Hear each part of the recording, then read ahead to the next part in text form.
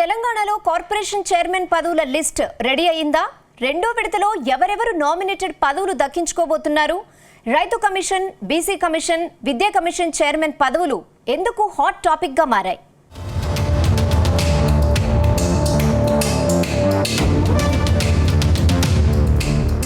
తెలంగాణ కాంగ్రెస్ లో కొలువుల జాతర సర్వం సిద్ధమైంది. ప్రభుత్వం ఏర్పడి దాదాపు 8 నెలలు దాటినా నామినేటెడ్ పోస్టులు భర్తీ చేయకపోవడంతో నేతలంతా ఆశగా ఎదురు చూస్తున్నారు. ఇటీవల పలు చైర్మన్లను నియమించింది ప్రభుత్వం. ఇంకా 30 కార్పొరేషన్లకు పదవులు భర్తీ చేయాల్సి ఉంది. ప్రస్తుతం సీఎం రేవంత్ రెడ్డి అమెరికా పర్యటనలో ఉన్నారు. ముఖ్యమంత్రి అమెరికా టూర్ ముగియగానే పదవులకు భర్తీ చేస్తారనే టాక్ వినిపిస్తుంది. ఇప్పటికే పార్టీ నాయకత్వం నామినేటెడ్ పదవుల భర్తీకి గ్రీన్ సిగ్నల్ ఇచ్చినట్టు తెలిసింది. అదే సమయంలో టీపీసీసీకి కొత్త ప్రెసిడెంట్ తో పాటు మంత్రివర్గ విస్తరణ పైన పార్టీ నాయకత్వం తుది నిర్ణయం తీసుకునే అవకాశం ఉంది.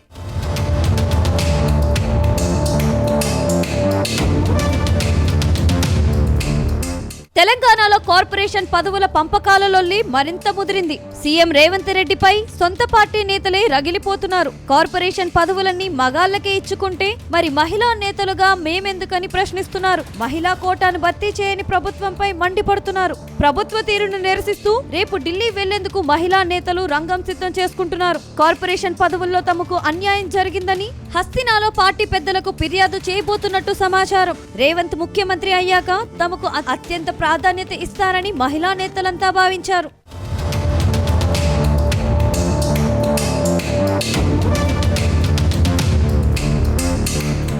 ఇక రాష్ట్రంలో 35 కార్పొరేషన్లకు కొత్త చైర్మన్లను నియమించారు. ఇంకా 30 కార్పొరేషన్లకు కొత్త చైర్మన్లను నియమించాల్సి ఉంది. అంతేకాకుండా ఈసారి కొత్త రైతు, విద్యా కమిషనర్లు ఏర్పాట్లు చేయాలని ప్రభుత్వం భావిస్తుంది. వీటితో పాటు బీసీ కమిషన్ భర్తీ ఏర్పాట్లు దిశగా తుది కసరత్తు జరుగుతుంది. దాంతో పదవులపై నేతలంతా గంపెడాసలు పెట్టుకున్నారు.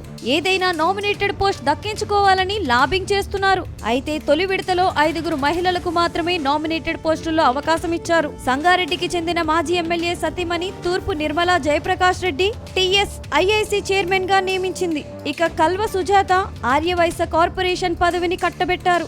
ఇక అనిత ప్రకాష్ రెడ్డి ట్రేడ్ ప్రమోషన్ సంస్థ చైర్మన్ గా అవకాశం ఇచ్చారు. అటు అలైక్యారెడ్డి పుంజాలకు సంగీత నాటక అకాడమీ చైర్మన్ గా చోటు ఇచ్చారు.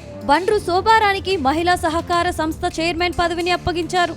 అయినప్పటికీ కొందరు మహిళా లీడర్లకు కార్పొరేషన్ పదవుల కోసం తీవ్రంగా పోటీ పడుతున్నట్టు తెలిసింది.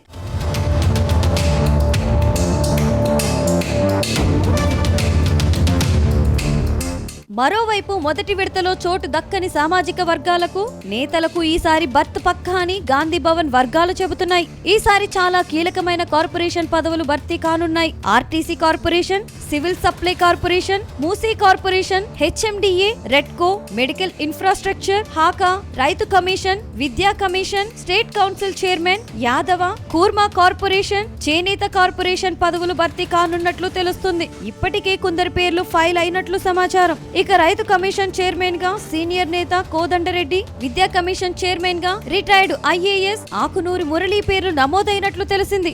ఈ 2 కమిషనర్లో చెరో 4 చొప్పున 8 మంది మెంబర్లుగా నియమించనున్నారు. ప్రస్తుత బీసీ కమిషన్ కాల పరిమితి ముగియనుంది. కొత్త కమిషన్ చైర్మన్ గా నిరంజన్ పేరు పరిశీలనలో ఉన్నట్లు తెలుస్తుంది. అదే విధంగా రాష్ట్ర హెచ్ఆర్సీ సమాచార హక్కు చట్టం సభ్యులను నియమించాల్సి ఉంది. దీంతో వచ్చే వారం రెండో విడత నామినేటెడ్ పదవుల భర్తీ జరిగే అవకాశం ఉందని తెలుస్తుంది.